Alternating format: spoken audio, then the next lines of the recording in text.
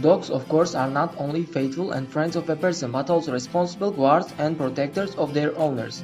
Unfortunately, the dog has a lot of problems when they live in the courtyard of the house as a guard dog. According to our analysis, the following 7 problems were discovered.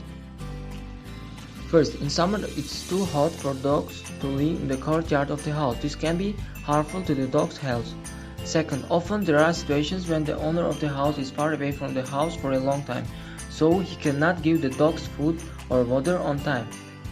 Third, in winter it gets too cold and they can only tolerate till -15 degrees. Fourth, some owners want to see and check their dogs away from home. Fifth, in summer insects are harmful to dogs. Sixth, dogs need light in the night, only at night in order to save energy. 7. If the energy source for the dog's house exceeds 20 volts, it is dangerous for the dog. Shock with electricity the dog when it nibbles cable. To eliminate these problems, we created a smart house for the dog. Our smart dog house is controlled using the Arduino microcontroller. To eliminate this first problem, when the dog's house is very hot, we installed a humidity and temperature sensor to measure humidity and temperature in the house, a cooler for cooling and changing humidity inside the house. When the temperature and humidity increase, the sensor sends data to Arduino. If necessary, the Arduino turns on the cooler. To eliminate the second problem, that auto-feeding is necessary for food, we use a clock sensor for feeding on time, a servo motor for giving food, and a bottle for storing food for many times. For water, as according to statistics, dogs should drink as much as they want and when they want. We used a bottle for storing water for many times and tank for drinking water. From a scientific point of view, water will flow when air gets inside the bottle, so we made a hole in the lid and set it vertically with the side of the lid inside the water tank. When the water accumulates and fills up to the level of the lid and the hole closes and flowing stops.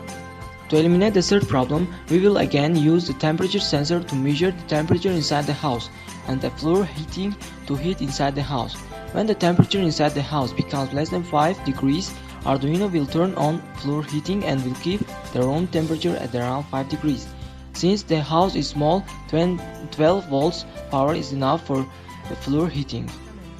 To eliminate the fourth problem, we can put in camera in which owner can observe from the distance.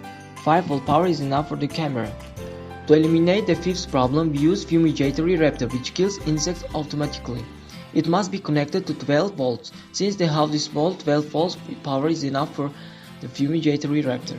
To eliminate the sixth problem, we put a 5 volt light bulb for lighting and light sensor for Arduino to be able to distinguish between days and nights.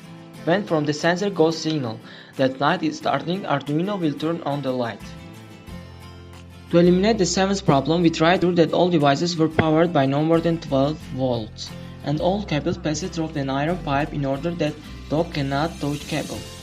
An owner of the dog can easily take house to another location of the house and every time not to conduct cable from his house to power all devices. We put a solar battery which gives a current from 5 to 18 volts constantly and power bank for storing energy for night.